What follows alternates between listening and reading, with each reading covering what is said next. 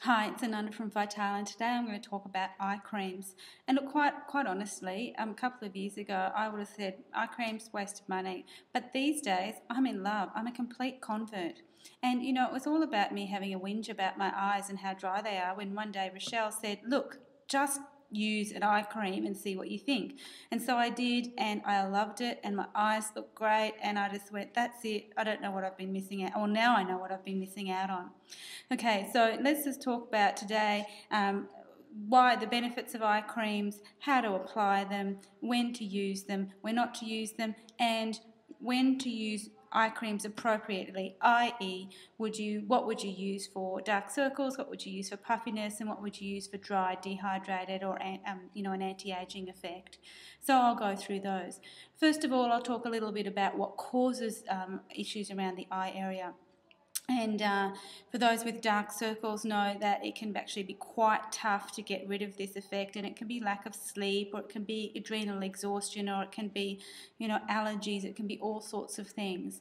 But essentially, it's pooled and stagnant blood in that area there, and that's when you see that quite purple or blue or dark blacky coloured smudge there is actually pooled stagnant blood.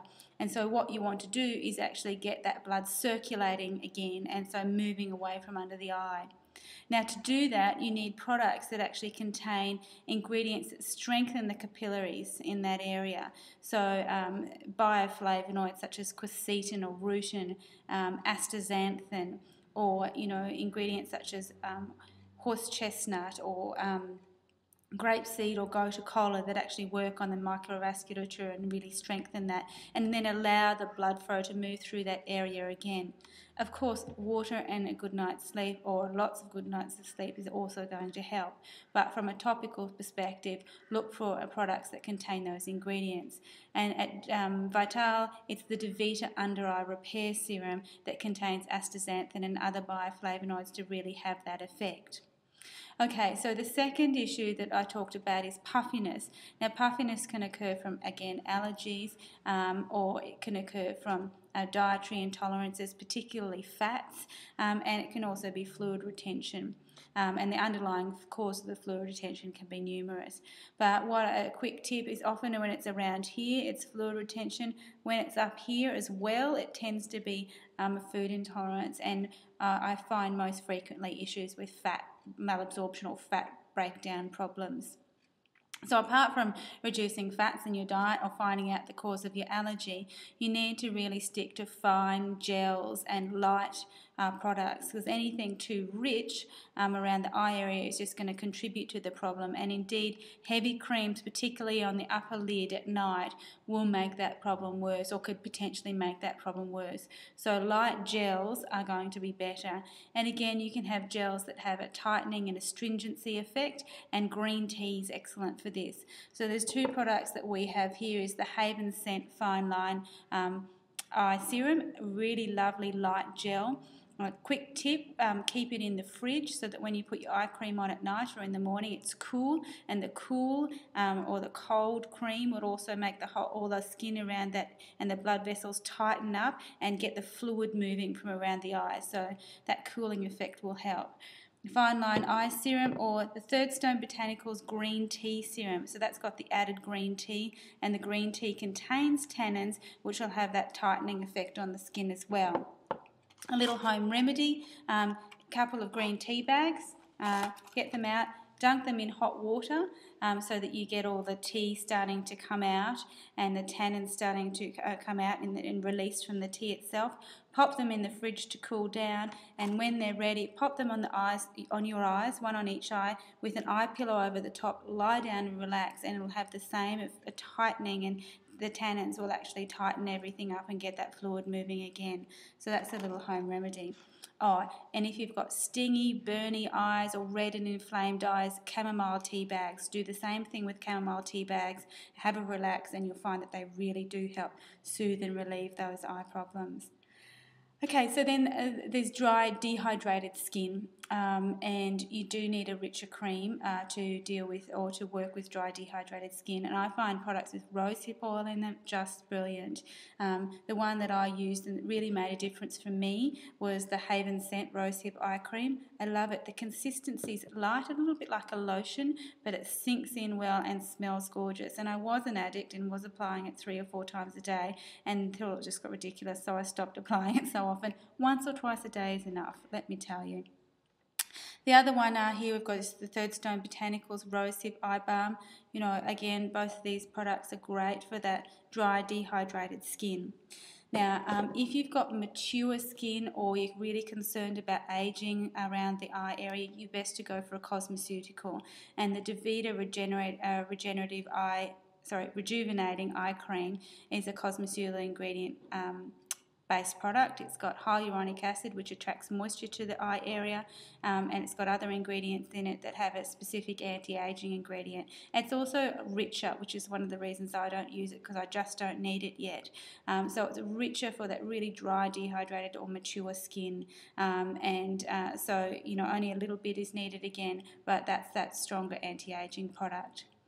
Okay, so in terms of application, there's a school of thought you only apply eye creams at night, but you can apply them at morning again if you want to. At night, it's good because your eyes are still and then you're not moving, and so it's, you get the maximum absorption of all of those products and the maximum benefits. But as I said, apply it during the day if you want to. Now, in terms of application, eye creams, you really don't need a lot. A tiny amount. Oh, I'll probably even put too much out then, but as you can see, there's a small, half the size of a pea. They say use your middle fingers or your third finger even, because with the index fingers you tend to press too hard. So no pulling, no really strong pressing, no rubbing in. This is a gentle movement and it's around the eye socket area. So using third finger, dab it together, and it's a dabbing effect. So